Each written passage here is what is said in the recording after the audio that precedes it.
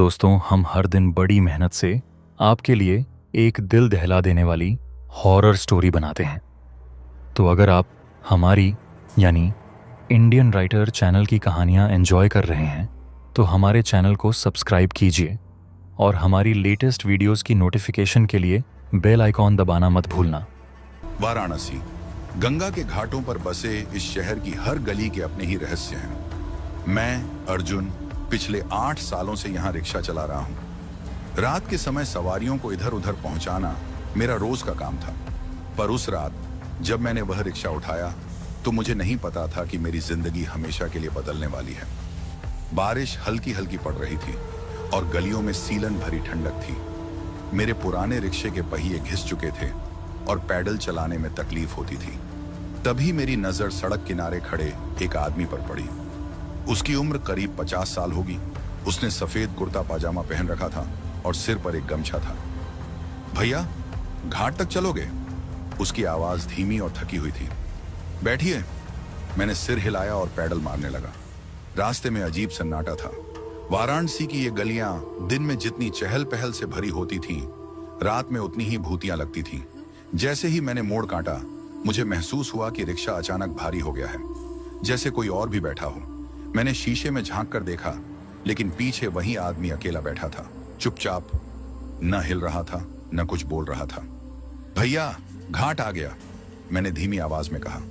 उसने मेरी तरफ देखा, पर उसकी आंखें वे खाली और गहरी थीं, जैसे उनकी रोशनी बुझ चुकी हो।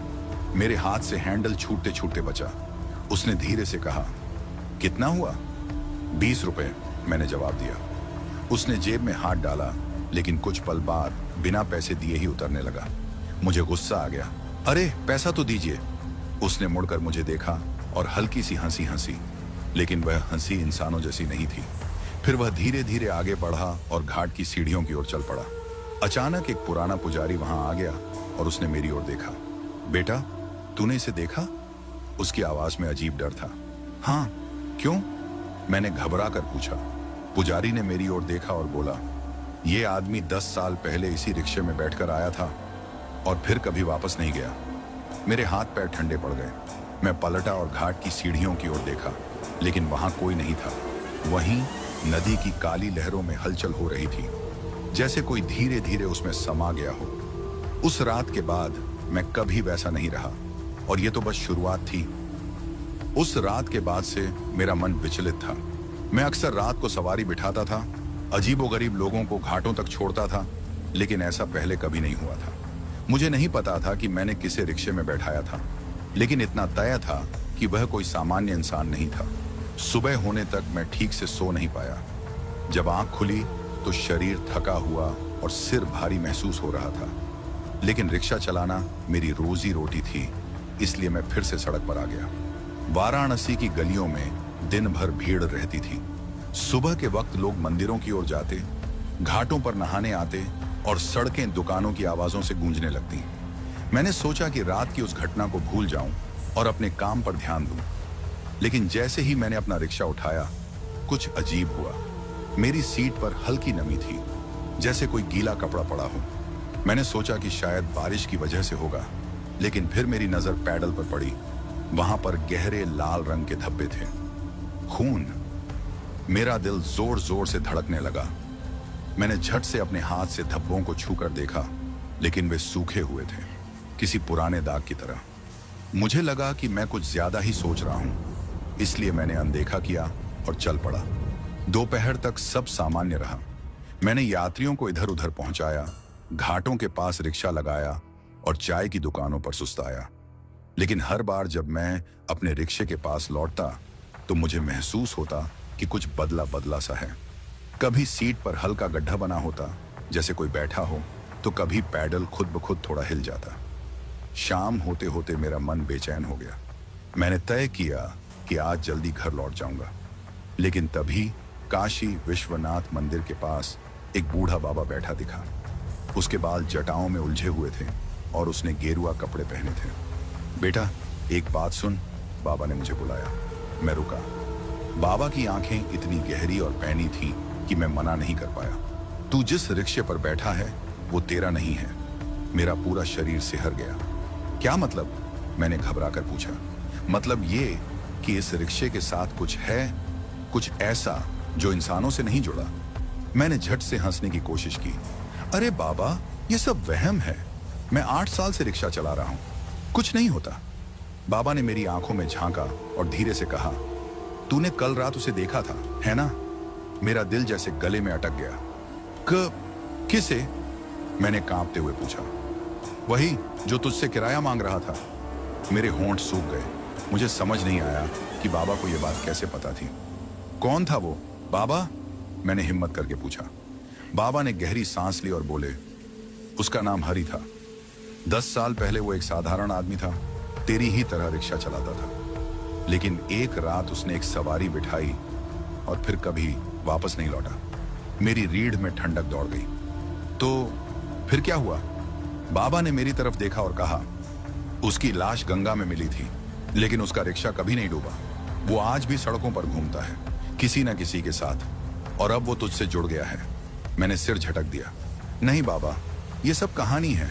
बाबा मुस्कुराए, लेकिन उनकी मुस्कान में एक अजीब सा डर था। अगर तुझे सच नहीं मानना तो आज रात देख लेना। जब आधी रात को तेरे रिक्शे में कोई सवारी बैठे तो शीशे में झांक कर पीछे देखना। लेकिन याद रखना, अगर उसने तुझे देख लिया तो तेरा भी वही अंजाम होगा जो हरि का हुआ था। मैं बिना कुछ कहे वहां से चल पड़ा, लेकिन मेरे दिमाग में बाबा की बातें घूम रही थीं। क्या सच में ऐसा हो सकता था? क्या यह रिक्शा किसी श्राप का शिकार था? रात होते होते मेरा डर बढ़ता जा रहा था। मैंने सोचा कि आज रात मैं देखूंगा कि सच क्या है। करीब 11 बजे मैं 80 घाट के पास पहुंचा। सड़कें अब वीरान होने लगी थी। हल्की ठंडी हवा चल रही थी और हर तरफ अजीब सा सन्नाटा था।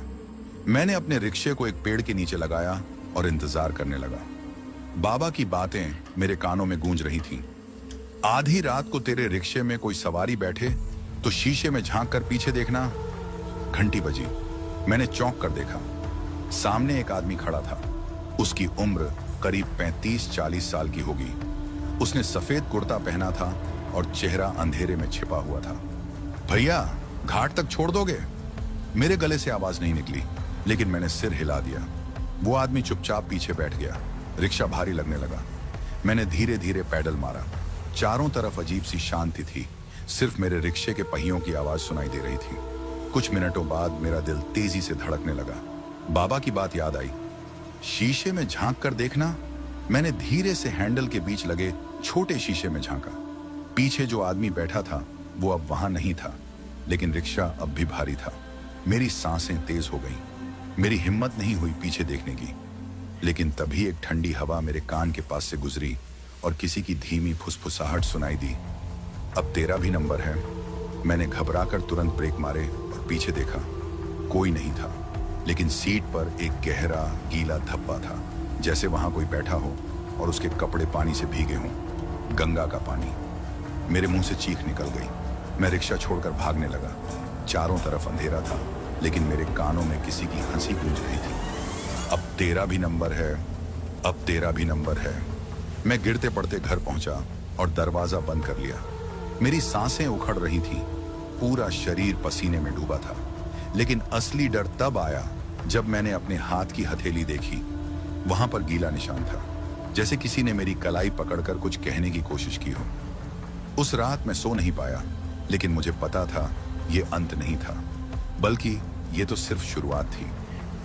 अगली सुबह मेरी आंखें धुंधली और भारी थीं। पूरी रात मुझे नींद नहीं आई थी। कानों में अब भी वही आवाज गूंज रही थी। अब तेरा भी नंबर है। मैं पसीने में भीगा हुआ था, मगर बाहर ठंड थी। मैंने उठकर अपने हाथों को देखा, जहां रात को गीला निशान था, पर अब वहां कुछ नहीं था। क्या यह सब सिर्फ मेरा वहम था?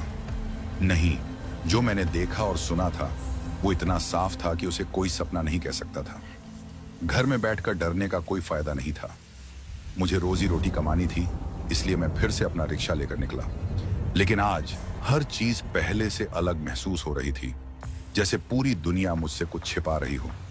वाराणसी की तंग गलियों में सुबह का वक्त हलचल भरा होता है। दुकानदार दुकानें खोलने लगते हैं, मंदिरों में भजन की आवाजें गूंजने लगती हैं और गंगा किनारे साधु संत अपनी साधनाओं में लीन होते हैं। मैं धीरे धीरे अपना रिक्शा खींचता हुआ घाट की तरफ बढ़ने लगा, लेकिन रास्ते में जो कुछ हुआ उसने मेरी धड़कनें फिर से तेज कर दी। मैंने महसूस किया कि मेरा रिक्शा अपने आप भारी होता जा रहा था, जैसे किसी ने चुपचाप उस पर बैठने की कोशिश की हो।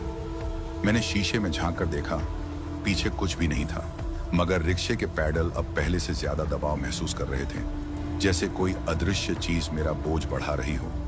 अचानक मेरे पीछे से एक बूढ़ा आदमी आया। उसके चेहरे पर गहरी झुर्रियां थीं और उसकी आंखों में अजीब सा डर था। उसने मेरा रिक्शा गौर से देखा और फिर मुझे बुलाया, बेटा जरा इधर आना। मैंने झिझकते हुए रिक्शा किनारे खड़ा किया और उसके पास गया। तू इस रिक्शे को कब से चला रहा है? बूढ़े ने धीमी मगर गंभीर आवाज में पूछा। 3 साल से, मैंने जवाब दिया।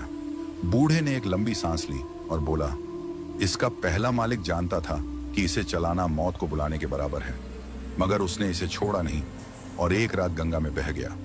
मेरे शरीर में झुरझुरी दौड़ गई। ये सब आप कैसे जानते हैं? मैंने घबरा कर पूछा।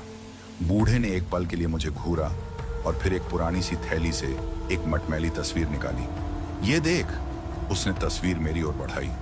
मैंने तस्वीर को गौर से देखा। उसमें एक आदमी खड़ा था, पतला दुबला पतला, वही सफेद कुर्ता पाजामा पहने। मेरे दिल की धड़कन रुकने लगी।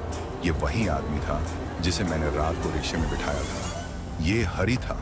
10 साल पहले इसी रिक्शे पर बैठा था और फिर गायब हो गया। बूढ़े की आवाज में दर्द था।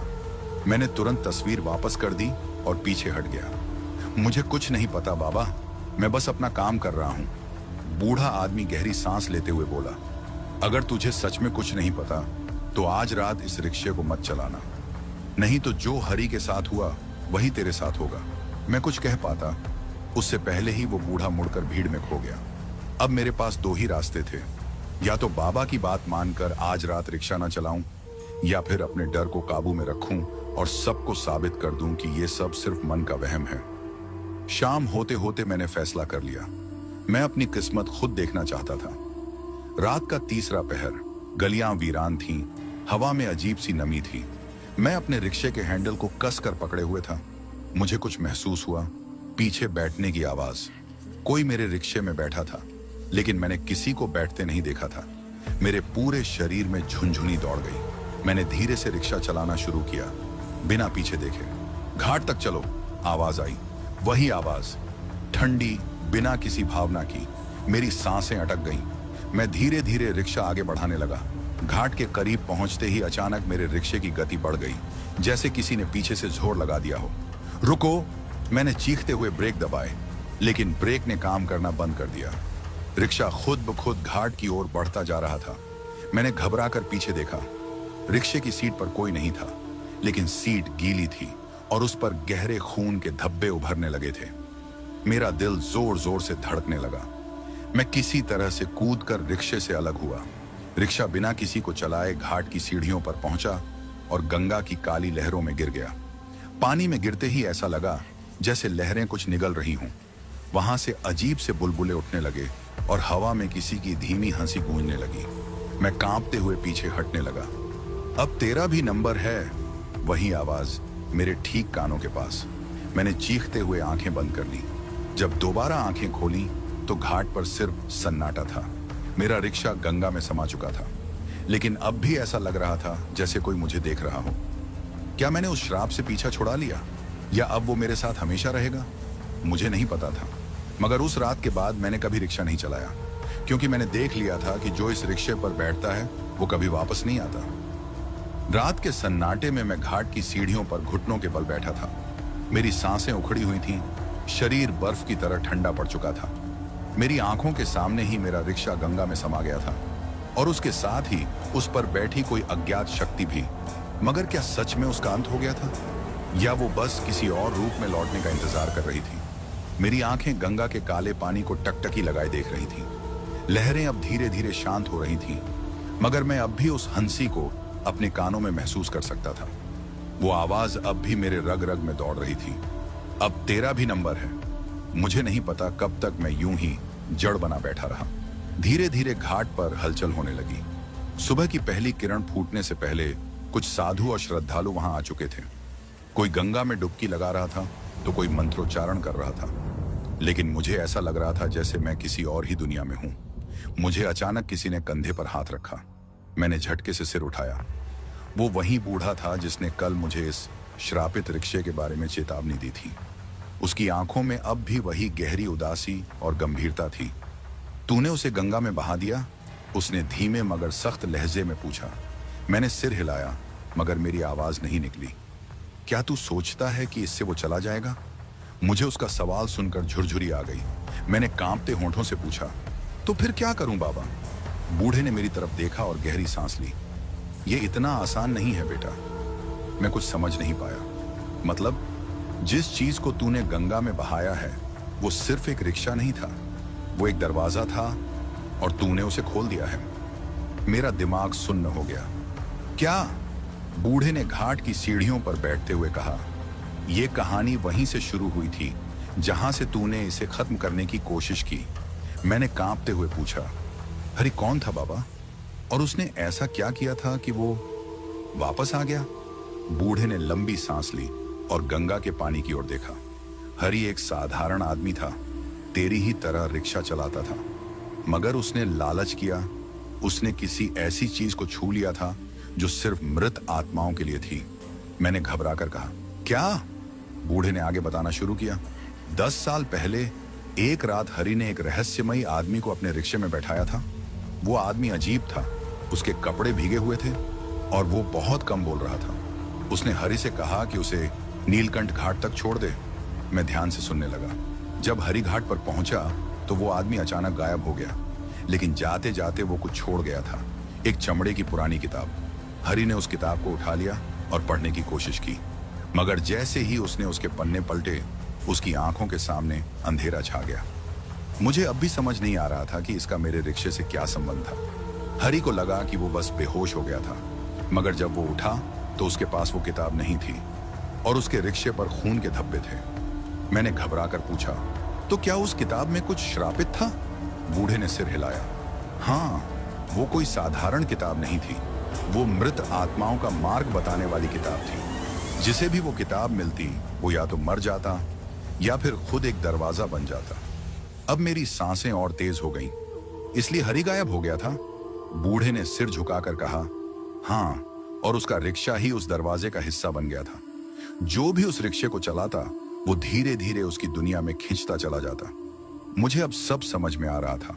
वो सारी अजीब घटनाएं, वो रहस्यमयी सवारियां और आखिर में वो भूतिया सवारी जो मेरी रिक्शे में बैठी थी, ये सब हरि की ही छाया थी।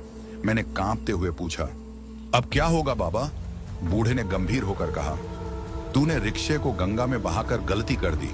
तूने सिर्फ उसे मुक्त किया है, नष्ट नहीं किया। अब वो तुझे खोजेगा। मुझे लगा जैसे किसी ने मेरे पैरों के नीचे से जमीन खींच ली हो। तो मैं क्या करूं? बूढ़े ने मेरी तरफ देखा और धीरे से कहा, तुझे उस किताब को वापस पाना होगा। मैंने चौंक कर उसकी तरफ देखा। क्या? लेकिन वो किताब कहाँ मिलेगी? बूढ़े ने गंगा की तरफ इशारा किया। जहां तेरा रिक्शा डूबा वहीं कहीं वो किताब भी होगी। मेरे शरीर में सिरहन दौड़ गई। नहीं, मैं वहां नहीं जाऊंगा।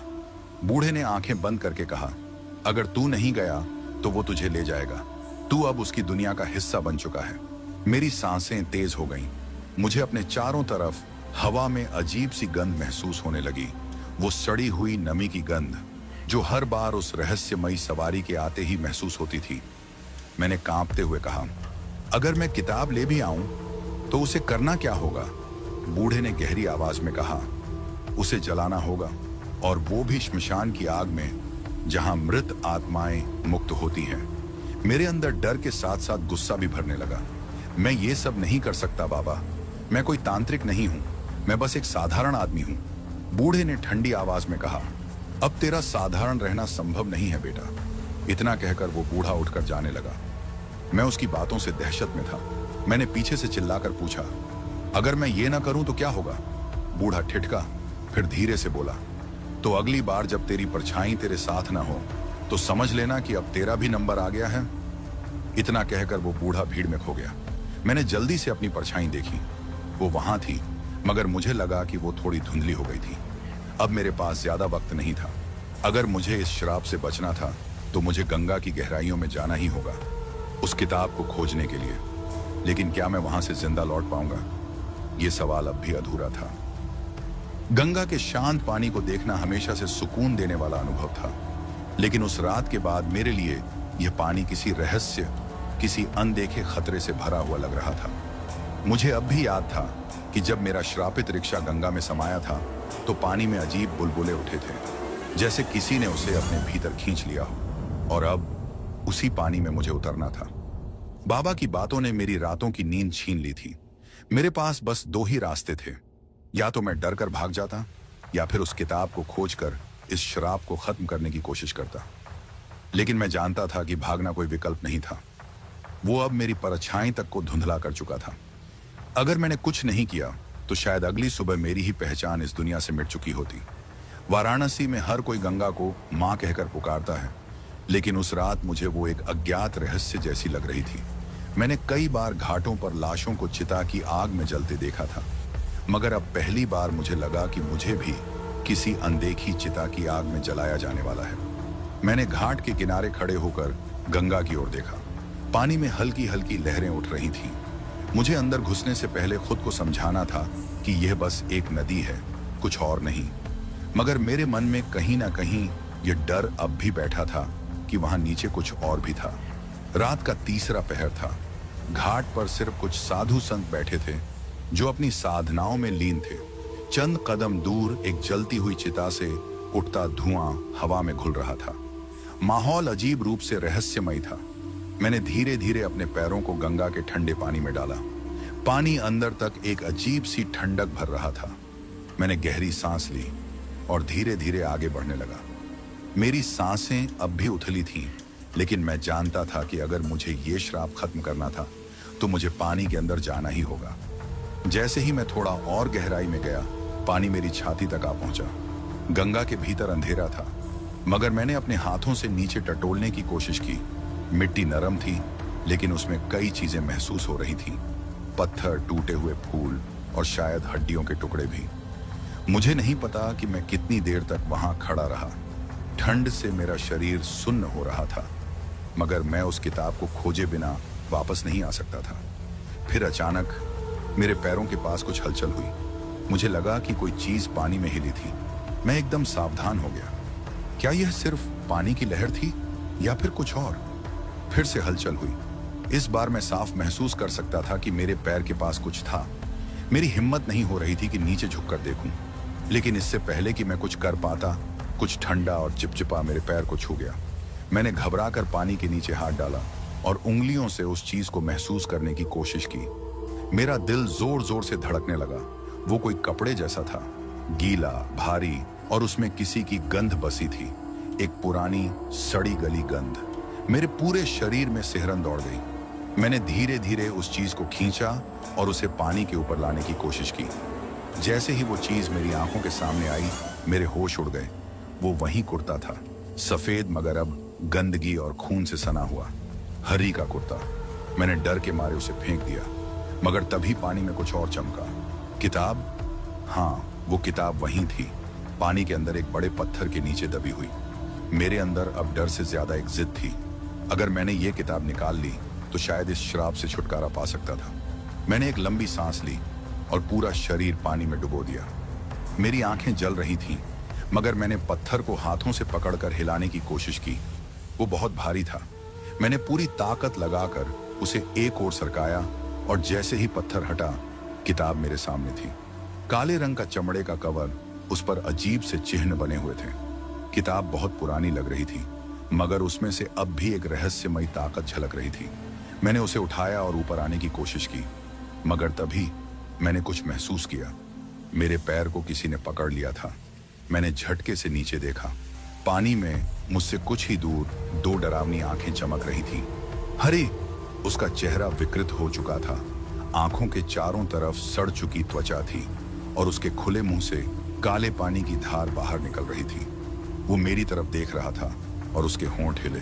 अब तेरा भी नंबर है। मैंने पूरी ताकत से अपने पैर झटके और ऊपर की तरफ भागा, मगर पानी अब पहले जैसा नहीं था। कुछ अदृश्य ताकत मुझे नीचे खींच रही थी। मेरे कानों में कई सारी फुसफुसाहटें गूंजने लगीं, जैसे पानी के भीतर सैकड़ों आत्माएं बसी हों। हमें मुक्त कर, तू भी अब हमारा हिस्सा है। इस किताब को मत छू। मगर मैंने किताब को नहीं छोड़ा। मैंने अपनी पूरी ताकत लगाई और किसी तरह से पानी की सतह तक पहुंचा। जैसे ही मैं ऊपर आया, मुझे घाट की तरफ से किसी ने पकड़ लिया और बाहर खींच लिया। मैंने हांफते हुए ऊपर देखा। बूढ़ा बाबा वहीं खड़ा था। उसने किताब को मेरे हाथों से छीन लिया और कहा, अब इसे वहीं ले चल जहां इसे जलाया जा सकता है। मैंने कांपते हुए घाट की ओर देखा। चिता की आग अब भी जल रही थी। क्या ये आग इस किताब को नष्ट कर पाएगी, या फिर यह सिर्फ शुरुआत थी? श्मशान की आग लपट्टों की तरह उठ रही थी, जैसे किसी अदृश्य शक्ति ने उसे और प्रचंड कर दिया हो। मेरी सांसें अब भी उखड़ी हुई थी। पूरे शरीर में कंपी दौड़ रही थी। मैं अभी भी गंगा की ठंड से बाहर नहीं आया था, लेकिन बाबा ने जो कहा था वो मेरे भीतर एक नया डर भर रहा था।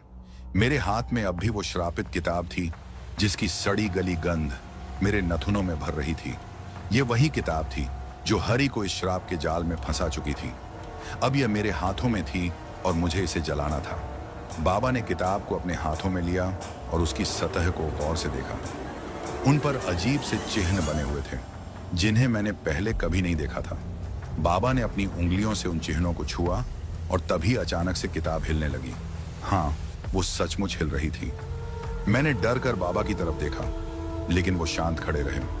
उन्होंने किताब को और कसकर पकड़ा और धीरे से बुदबुदाने लगे। उनके शब्द समझ में नहीं आ रहे थे, मगर उनकी आवाज के साथ साथ किताब की सतह पर हल्की हल्की लकीरें उभरने लगी। फिर एक भयानक चीख हवा में गूंज उठी। ये चीख इंसानी नहीं थी, ये किसी और ही दुनिया की थी। मेरी रीढ़ की हड्डी में ठंडक दौड़ गई। मैं अपने आसपास देखने लगा, मगर वहां कोई नहीं था। चिता की आग जल रही थी। श्मशान में बस कुछ शवों के धुएं उठ रहे थे। फिर यह आवाज कहां से आई? बाबा की आंखें बंद थीं, लेकिन उनका चेहरा कठोर हो गया था। उन्होंने मेरी ओर देखा और धीरे से कहा, अब देर नहीं करनी चाहिए, इसे जला दो। मैंने कांपते हाथों से किताब को पकड़कर आग की ओर बढ़ाया, मगर जैसे ही मैंने किताब को लपटों के करीब ले जाने की कोशिश की, कुछ ऐसा हुआ जिसने मेरी आत्मा को झकझोर दिया। किताब अपने आप ही मेरे हाथों से छूटकर हवा में उड़ गई। मेरे मुंह से चीख निकलते निकलते रह गई। किताब अब हवा में तैर रही थी और उसके पन्ने खुद ब खुद पलटने लगे। उनमें से राख झड़ रही थी, मगर आग तक पहुंचने के बजाय वो राख हवा में फैलकर एक अजीब आकृति बनाने लगी। फिर मैंने देखा, हरि। हाँ, वो वहीं था, राख से बनी एक परछाई की तरह, लेकिन उसकी आंखें अब भी उतनी ही डरावनी थीं। उसकी आंखों में एक जलती हुई नफरत थी, जैसे उसने मेरी गलती के लिए मुझे ही श्राप देने की ठान ली हो। तू इसे जला नहीं सकता, उसकी आवाज श्मशान में गूंज उठी। मैंने पीछे हटने की कोशिश की, मगर मेरा शरीर जम गया था। बाबा ने अपना हाथ ऊपर उठाया और जोर से बोले, तेरा समय पूरा हो चुका है। ये दुनिया अब तुझे स्वीकार नहीं करती। हरि की आकृति हिलने लगी, जैसे कोई अनदेखी ताकत उसे पीछे खींच रही हो, लेकिन उसने संघर्ष किया। मैं मुक्त होना चाहता था, मगर इस आग से नहीं। मैंने देखा कि उसकी आंखों में क्रोध के साथ साथ एक पीड़ा भी थी। बाबा ने मेरी ओर देखा और सख्त आवाज में कहा, आग में डाल। मैंने अपनी पूरी ताकत लगाकर किताब को पकड़ लिया और जलती हुई चिता में फेंक दिया। जैसे ही किताब आग के संपर्क में आई, श्मशान की हवा एक बार में भारी हो गई। किताब से एक भयंकर चीख निकली जिसने मेरी हड्डियों तक को हिला दिया। हरि की परछाई आग के चारों ओर भटकने लगी, लेकिन धीरे धीरे वह भी जलती हुई राख में बदलने लगी। मगर फिर उसने मेरी तरफ देखा। यह खत्म नहीं हुआ है, इतना कहकर वह पूरी तरह राख में समा गया। मेरे पैर कांपने लगे। मैं वहीं श्मशान की जमीन पर गिर पड़ा। मेरा पूरा शरीर पसीने से तरबतर था। बाबा ने एक गहरी सांस ली और कहा, अब तुझे डरने की जरूरत नहीं है बेटा। लेकिन मुझे पता था कि यह झूठ था, क्योंकि जब मैं जमीन से उठा और अपने पैरों की परछाई देखी तो वह अब भी धुंधली थी। मैं श्मशान की ठंडी सीली हुई मिट्टी पर घुटनों के बल गिर पड़ा। मेरी सांसें अब भी तेज चल रही थीं। दिल ऐसा धड़क रहा था मानो सीने से बाहर निकल आएगा। आंखें जल रही थीं, शायद धुएं से या शायद उस भयानक दृश्य को देखने के बाद। मैंने अपने चारों ओर देखा। श्मशान अब भी वैसा ही था। लपटें अब भी जल रही थीं, मगर कुछ बदल चुका था। हवा में अब भी राख के कण तैर रहे थे, मगर उसमें एक अजीब सी खामोशी थी। बाबा शांत खड़े थे। उनकी आंखें बंद थीं और होंठ हिल रहे थे, जैसे कोई गूढ़ मंत्र बुदबुदा रहे हों। किताब जल चुकी थी। हरि की छाया राख बनकर गंगा की हवा में विलीन हो गई थी। लेकिन मुझे भीतर ही भीतर एक बेचैनी हो रही थी। क्या यह वाकई खत्म हो चुका था? मैंने धीरे धीरे खुद को संभाला और खड़े होने की कोशिश की, मगर तभी मेरी नजर जमीन पर पड़ी। मेरा प्रतिबिंब, मेरी परछाई अब भी धुंधली थी। मैंने कांपते हुए बाबा की ओर देखा। बाबा, ये सब खत्म हो चुका है ना? मेरी आवाज कांप रही थी। बाबा ने आंखें खोली और मुझे कुछ पल तक देखा। उनके चेहरे पर चिंता की लकीरें थीं। किताब जल गई, मगर श्राप इतना सरल नहीं होता बेटा। उनकी आवाज धीमी थी, मगर उसमें एक गंभीरता थी जो मेरे भीतर डर की लहर दौड़ा गई। तो अब क्या होगा? मैंने घबरा कर पूछा। बाबा कुछ पल चुप रहे, फिर धीरे से बोले, कुछ आत्माएं मुक्त नहीं होती, चाहे जितनी भी आग में जलाओ। कुछ चीजें समय के साथ ही मिटती हैं, लेकिन जब तक वो मिटती हैं, तब तक उनका बोझ किसी को उठाना पड़ता है। मेरे हाथ पैर सुन्न हो गए। मतलब कि यह खत्म नहीं हुआ? बाबा ने मेरी ओर देखा, मगर इस बार उनकी आंखों में दया थी। हरि का श्राप अब तुझ पर है। मुझे लगा जैसे किसी ने मेरे पेट में एक बर्फ की सुई चुभा दी हो। मैंने घबराकर अपने हाथों को देखा। कहीं कुछ बदला हुआ तो नहीं था, मगर सब वैसा ही था। मेरी हथेलियां, मेरी उंगलियां, मेरा शरीर, सब कुछ ठीक लग रहा था, सिवाय उस परछाई के जो अब भी स्पष्ट नहीं थी। पर बाबा, मैंने तो कुछ भी गलत नहीं किया था। मेरी आवाज में घबराहट थी। बाबा ने लंबी सांस ली। नसीब का खेल यही होता है बेटा। जिसने भी उस किताब को छुआ, वह इसका हिस्सा बन गया। तूने उसे मुक्त करने की कोशिश की, लेकिन कुछ आत्माएं सिर्फ देह बदलती हैं, वे पूरी तरह समाप्त नहीं होती। अब यह बोझ तुझे उठाना होगा। मैंने अपने चेहरे पर हाथ फेरा। माथे पर पसीना था, लेकिन मेरे भीतर की ठंडक और भी बढ़ती जा रही थी। अब क्या होगा बाबा? मेरी आवाज अब लगभग फुसफुसाहट में बदल चुकी थी। बाबा ने अपनी लकड़ी की छड़ी से जमीन पर एक गोला बनाया और उसमें राख डालते हुए कुछ मंत्र पढ़े। मैं बस अविश्वास से देखता रहा। फिर उन्होंने राख से बने गोले की ओर इशारा किया। इसमें देख। मैंने झिझकते हुए नीचे झांका। जैसे ही मैंने राख के गोले में देखा, मेरी आंखें फटी की फटी रह गईं। गोले में कोई तस्वीर बन रही थी, धुएं की तरह धुंधली, मगर फिर भी साफ। और जो मैंने वहां देखा, उसने मेरी आत्मा तक को हिला दिया। मैंने खुद को देखा, लेकिन यह मैं नहीं था। मेरे चेहरे पर अजीब सी झुर्रियां थीं, आंखों के नीचे काले गड्ढे, और मेरी आंखें किसी और की लग रही थीं। वे खाली थीं, बिना किसी रोशनी के। और फिर मेरे पीछे एक काली आकृति थी। हरि, वह अब भी वहीं था, मगर इस बार वह मेरी परछाई बन चुका था। मैंने एक झटके से पीछे देखा, मगर वहां कुछ नहीं था। फिर मैंने जमीन पर अपनी परछाई देखी। अब वो पूरी तरह से गायब हो चुकी थी। ये क्या हो रहा है बाबा? मेरी आवाज अब डर और घबराहट से कांप रही थी। बाबा ने मेरी तरफ देखा। उनकी आंखों में एक अजीब सी उदासी थी। अब तुझे उसी डर के साथ जीना होगा जिससे हरि जिया था। तेरा शरीर तेरा रहेगा, मगर तेरी आत्मा पर उसका असर रहेगा। वह तुझे तभी छोड़ेगा जब तेरा अपना वक्त पूरा होगा। मुझे लगा जैसे जमीन मेरे पैरों के नीचे से खिसक गई हो। नहीं बाबा, कोई तो तरीका होगा, कुछ तो उपाय होगा। बाबा ने सिर हिलाया। शायद हो, लेकिन यह रास्ता आसान नहीं है। क्या करना होगा? बाबा ने राख के गोले को मिटाते हुए कहा। तुझे वाराणसी छोड़नी होगी। क्या? मैंने अविश्वास से उनकी ओर देखा। यहां की जमीन अब तुझे नहीं अपनाएगी। जब तक तू यहां रहेगा, तेरा डर बढ़ता रहेगा। तुझे कहीं और जाना होगा, जहां इसकी पकड़ कमजोर पड़े। मैंने बाबा की बातों को पचाने की कोशिश की। मैं वाराणसी छोड़ दूं? यह शहर जिसकी हर गली, हर सड़क, हर मंदिर मैंने अपनी आंखों से देखा था। मैं इसे छोड़ दूं? लेकिन अगर मैं नहीं गया तो क्या होगा? मैंने एक गहरी सांस ली और बाबा की आंखों में देखा।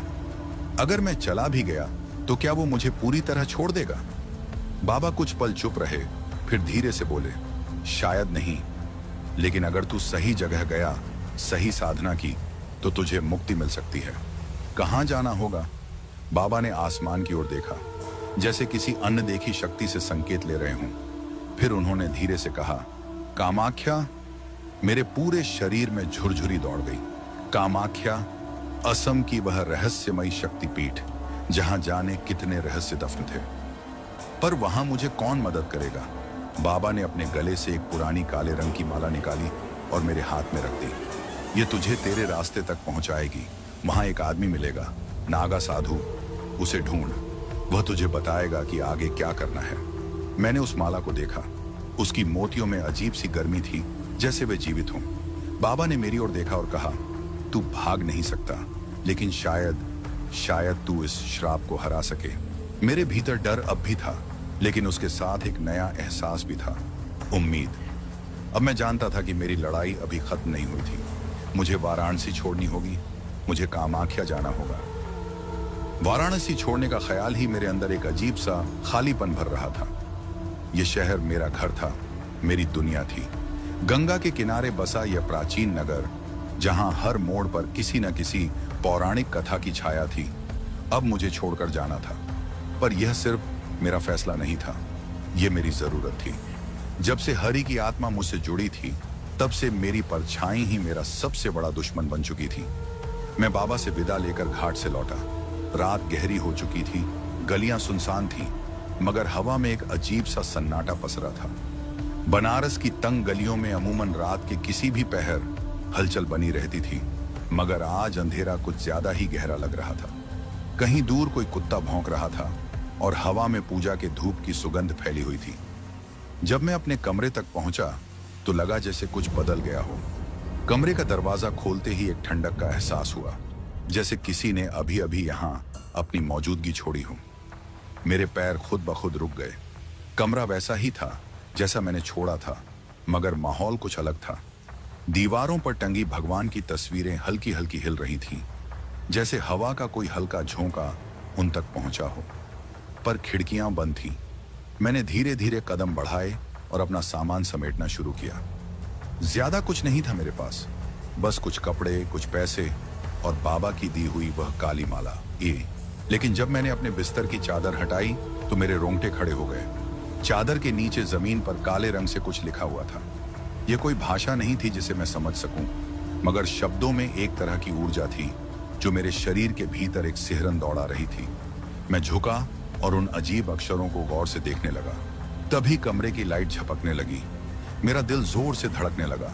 मैंने झट से उठकर कमरे का दरवाजा बंद किया, जैसे इससे कोई सुरक्षा मिल जाएगी। मगर फिर भी मुझे लग रहा था कि मैं अकेला नहीं हूं। मैं धीरे धीरे पीछे मुड़ा और दीवार पर अपनी परछाई को देखा। परछाई, वह अब भी पूरी तरह से धुंधली थी, मगर इस बार कुछ और भी अजीब था। उसका सिर मेरे सिर से बड़ा था, उसके कंधे थोड़े झुके हुए थे और उसकी बाहें वे सामान्य से लंबी लग रही थी। ये मेरी परछाई नहीं थी। मेरे गले से एक हल्की चीख निकलते निकलते रह गई। मैं दरवाजे की ओर भागा, मगर तभी लाइट एक झटके में बुझ गई और कमरा अंधकार में डूब गया। अब वहां सिर्फ मेरी सांसों की आवाज थी और कुछ और। कमरे के कोने से हल्की सरसराहट की आवाज आई। कोई था वहां। मैंने धीरे से माला को अपनी मुट्ठी में कस लिया और कांपती आवाज में पूछा, कौन है? कोई जवाब नहीं आया, लेकिन वह सरसराहट और तेज हो गई। मैं हिम्मत जुटाकर अपने मोबाइल की फ्लैशलाइट ऑन की और उस कोने की ओर रोशनी डाली। वहां कुछ नहीं था, मगर जैसे ही मैंने मोबाइल नीचे किया, मेरा खून जम गया। बिस्तर के नीचे कोई था। दो पीली निर्जीव आंखें अंधेरे में चमक रही थीं। मेरा शरीर सुन्न पड़ गया। मैं चाहकर भी हिल नहीं पा रहा था। तभी उन आंखों के साथ एक मुंह भी उभर आया, काला, सिकुड़ा हुआ, जैसे किसी जले हुए आदमी का चेहरा। और फिर वह चेहरा मुस्कुराया। अब तू भागेगा? आवाज सीधी मेरे कानों में गूंजी, मगर मुंह अभी भी बिस्तर के नीचे ही था। मैंने बिना सोचे समझे कमरे का दरवाजा खोला और बाहर भाग निकला। मेरे कदम खुद ब खुद गलियों में दौड़ पड़े। मुझे नहीं पता था कि मैं कहां जा रहा हूं, बस भागता चला गया। वाराणसी की गलियां भूल भुलैया की तरह थीं, लेकिन मुझे रास्ता पता था। मुझे बस स्टेशन जाना था। हर कोने पर ऐसा लगता था जैसे कोई मेरा पीछा कर रहा हो। कभी कोई परछाई दिखती, कभी किसी मंदिर की घंटियां अचानक तेज हो जाती। मुझे महसूस हो रहा था कि मैं अकेला नहीं हूं। आखिरकार स्टेशन दिखाई दिया। मैं हांफता हुआ वहां पहुंचा और देखा कि असम जाने वाली ट्रेन अभी प्लेटफॉर्म पर खड़ी थी। बिना सोचे मैं दौड़कर ट्रेन में चढ़ गया और खिड़की के पास बैठ गया। ट्रेन धीरे धीरे सरकने लगी। मैंने राहत की सांस ली, मगर तभी ट्रेन के बाहर स्टेशन की भीड़ में मैंने उसे फिर देखा। हरी! वह वहीं खड़ा था, बिना हिले, बिना पलक झपकाए मुझे देख रहा था। मगर इस बार उसकी परछाई मेरी थी। ट्रेन धीरे धीरे स्टेशन से आगे बढ़ने लगी, लेकिन मेरी आंखें अब भी खिड़की के बाहर जमी थी। हरी वहां खड़ा था, वही निर्जीव पीली आंखें, वही स्याह परछाई जो अब मेरी बन चुकी थी। उसका शरीर स्थिर था, लेकिन उसकी परछाई ट्रेन के साथ साथ खींचती चली जा रही थी, जैसे कोई अदृश्य डोर उसे मेरे साथ बांधे हुए हो। मेरा गला सूख चुका था। मैंने झट से खिड़की का पर्दा खींच दिया, जैसे इससे वह दृश्य ओझल हो जाएगा। मेरी धड़कनें तेज थीं, हथेलियों में पसीना था। यह सब मेरे दिमाग का खेल हो सकता था, या शायद नहीं। ट्रेन की धीमी लयबद्ध आवाज कुछ पल के लिए मुझे सामान्य महसूस कराने लगी। डिब्बे में इक्का दुक्का यात्री ही थे। कोई खिड़की से सिर टिकाए ऊँघ रहा था, कोई अपने फोन की रोशनी में किसी किताब के पन्ने पलट रहा था। किसी को मेरी हालत से कोई फर्क नहीं पड़ रहा था, जैसे मैं अदृश्य हूं। मैंने अपनी हथेलियों को घूरा। बाबा की दी हुई काली माला अब भी मेरे पास थी। मेरी उंगलियां उसे कसकर पकड़ चुकी थीं, जैसे यही मेरी आखिरी उम्मीद हो। ट्रेन बनारस की सीमा को पार कर गई थी और अब खिड़की के बाहर सिर्फ अंधेरा था। गहरे पेड़ों की छायाएं, वीरान खेत और कहीं कहीं जलते हुए दूर के लैंप पोस्ट। मुझे कब नींद आ गई पता ही नहीं चला, पर फिर मैं चौंक कर उठा। ट्रेन अब भी चल रही थी, मगर माहौल अजीब था। चारों ओर एक गहरी चुप्पी थी, असहज करने वाली चुप्पी। मैंने डिब्बे में इधर उधर देखा, कोई नहीं था। वही यात्री जो कुछ देर पहले अपनी अपनी जगह बैठे थे, गायब हो चुके थे। मैंने अपना सिर झटका, शायद सपना देख रहा था। मैंने धीरे से अपने गाल पर हाथ फेरा, खुद को यकीन दिलाने के लिए कि मैं जाग रहा हूं। ट्रेन की लाइटें धीमे धीमे झपकने लगीं और तभी मेरे कानों में एक हल्की मगर स्पष्ट आवाज आई, तू कितनी दूर भागेगा? मेरी रीढ़ में ठंडक दौड़ गई। यह आवाज कहीं बाहर से नहीं, बल्कि मेरे भीतर से आ रही थी। मैंने घबरा कर खिड़की के बाहर झांका, मगर वहां घना अंधकार था। फिर मैंने धीरे से गर्दन घुमाई और देखा, मेरी परछाई नहीं थी। मैंने झटपट अपने पैरों के नीचे देखा, दीवारों पर देखा, लेकिन मेरी परछाई गायब थी। पर तभी ट्रेन की झिलमिलाती रोशनी में मैंने एक परछाई को जमीन पर रेंगते देखा। वह मेरी ही थी, लेकिन वह अलग थी। वह खड़ी नहीं थी, बल्कि घिसट रही थी, जैसे किसी अदृश्य शक्ति से मुड़कर देख रही हो। और फिर उसने अपनी गर्दन घुमाई। मैंने सांस रोक ली। परछाई अब भी जमीन पर थी, लेकिन उसका चेहरा मेरी ओर था। तू बच नहीं सकता। इस बार आवाज ट्रेन के हर कोने से आई, जैसे किसी ने लोहे की पटरियों पर नाखून घिस दिए हों। मैंने घबराकर आंखें बंद कर ली और बुदबुदाने लगा, बाबा ने कहा था, यह बस एक श्राप है, मुझे कामाख्या पहुंचना है। अचानक ट्रेन जोर से झटके से रुकी। मेरे सिर का झटका सीट से टकराया और मैं दर्द से करा उठा।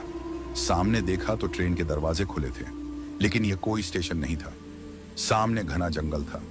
ट्रेन की बाकी बोगियां धुंध में खो चुकी थीं, जैसे मैं किसी दूसरी ही दुनिया में था। मैंने धीरे धीरे अपनी सीट से उठने की कोशिश की, मगर मेरा शरीर सुन्न हो चुका था। फिर मैंने देखा, दरवाजे के पास कोई खड़ा था, लंबा, छायाओं में डूबा हुआ। उसका चेहरा अब भी अंधेरे में छिपा था, पर मैं जानता था कि वह कौन था। हरी। वह आगे बढ़ा और इस बार मैं भाग नहीं पाया, क्योंकि जैसे ही मैंने हिलने की कोशिश की, मेरी परछाई ने मेरे पैरों को जकड़ लिया।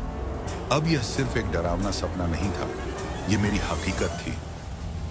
मेरा पूरा शरीर सुन्न पड़ चुका था। मैं हिलना चाहता था, लेकिन ऐसा लगा जैसे मेरी मांसपेशियां किसी अदृश्य ताकत ने जकड़ ली थी। मेरी सांसें तेज हो गई थीं, दिल की धड़कन जैसे कानों में गूंज रही थी। ट्रेन के दरवाजे पर खड़ा वह अंधेरे में लिपटा हुआ शख्स धीरे धीरे मेरी तरफ बढ़ रहा था। ट्रेन की रोशनी अब हल्की हल्की झपक रही थी और उसके हर झपके के साथ हरी की आकृति और नजदीक आती जा रही थी। उसकी चाल किसी इंसान की तरह नहीं थी, बल्कि वह किसी परछाई की तरह फिसल रहा था, जैसे हवा में तैर रहा हो। मैंने अपनी पूरी ताकत जुटाकर अपनी मुट्ठी में जकड़ी काली माला को और कस लिया।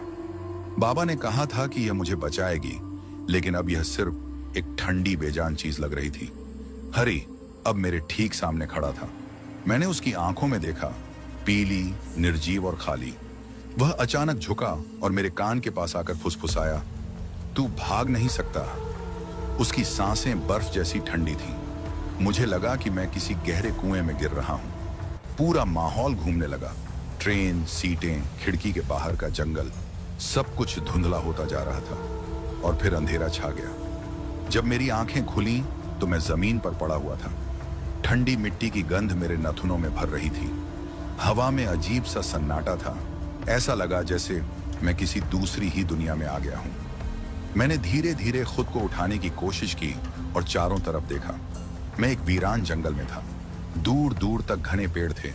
उनकी टहनियां अजीब तरीके से मुड़ी हुई थीं, जैसे किसी ने उन्हें दर्द में चीखते हुए खींचा हो। हर दिशा में धुंध फैली हुई थी और उसमें से कई अनजाने स्वर गूंज रहे थे, जैसे किसी ने मेरा नाम पुकारा हो, जैसे कोई हंस रहा हो, कोई रो रहा हो। मेरा शरीर अब भी सुन्न था, लेकिन डर ने मुझे हिलने के लिए मजबूर कर दिया। मैं लड़खड़ाते हुए खड़ा हुआ और आगे बढ़ने लगा। मुझे नहीं पता था कि कहां जा रहा हूं, लेकिन इतना समझ में आ गया था कि मैं अब इस दुनिया का हिस्सा नहीं हूं। हर कदम पर जंगल और अजीब होता जा रहा था। पेड़ों के बीच कोई छायाएं हिल रही थीं। कभी कभी किसी के पैरों की आहट सुनाई देती, मगर जब मुड़कर देखता तो कुछ भी नहीं होता। फिर अचानक मेरे सामने एक टूटा हुआ रिक्शा पड़ा मिला। वही रिक्शा जिसे मैंने बनारस में चलाया था, जिससे हरि की आत्मा जुड़ी थी। मेरे गले में एक ठंडी लहर दौड़ गई। मैं धीरे धीरे उस रिक्शे के पास पहुंचा और उसकी सीट पर हाथ फेरा। सीट अब भी गीली थी, जैसे किसी ने अभी अभी उस पर बैठकर सफर किया हो। और फिर अचानक सीट पर खून की कुछ बूंदें उभर आईं। मैंने झटके से हाथ पीछे खींचा। हवा में किसी के रोने की आवाज गूंजी। मैंने इधर उधर देखा, लेकिन वहां कोई नहीं था। फिर रिक्शे के ठीक पीछे एक आकृति उभरी, हरि। लेकिन इस बार उसका चेहरा पूरी तरह से जल चुका था। उसकी आंखें अब पहले जैसी खाली नहीं थीं। उनमें दर्द था, पीड़ा थी और एक सवाल था।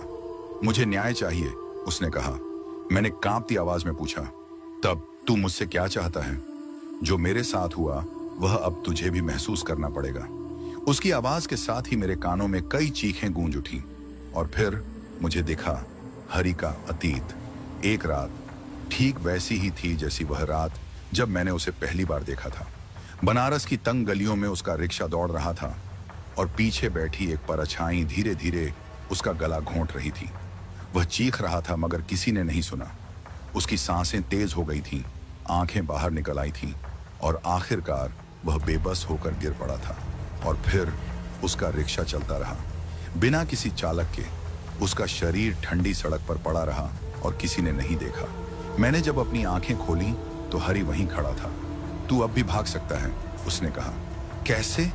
मेरी आवाज टूटी हुई थी। मुझे मुक्त कर। मैं समझ गया, ये आत्मा बदले के लिए नहीं रुकी थी, ये न्याय चाहती थी। मैंने धीरे धीरे अपने गले से बाबा की काली माला निकाली और उसे हरि की ओर बढ़ाया। उसने माला को छुआ और एक तेज रोशनी चमकी। उसकी चीखों से जंगल हिल गया।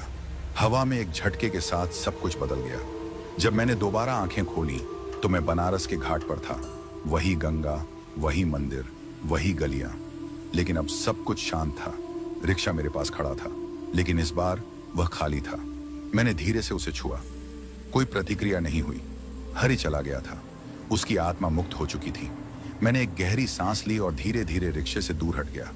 आज पहली बार मुझे इस रिक्शे से डर नहीं लग रहा था, बल्कि एक अजीब सी शांति महसूस हो रही थी। मैं जानता था कि अब सब कुछ ठीक हो जाएगा। लेकिन जब मैंने आखिरी बार पीछे मुड़कर देखा तो एक बात समझ में आई, कुछ कहानियां कभी खत्म नहीं होती और कुछ आत्माएं कभी पूरी तरह से मुक्त नहीं होती। तो दोस्तों, दिल थाम के बताओ, कैसी लगी आपको ये कहानी? अगर सच में मज़ा आया, डर लगा या दिमाग हिल गया हो तो इंडियन राइटर चैनल को सब्सक्राइब करना बिल्कुल मत भूलना। और हाँ, इसे अपने दोस्तों के साथ शेयर करो ताकि डर का मज़ा सबको मिले। मिलते हैं अगली कहानी में। तब तक के लिए सतर्क रहो और सुनते रहो इंडियन राइटर।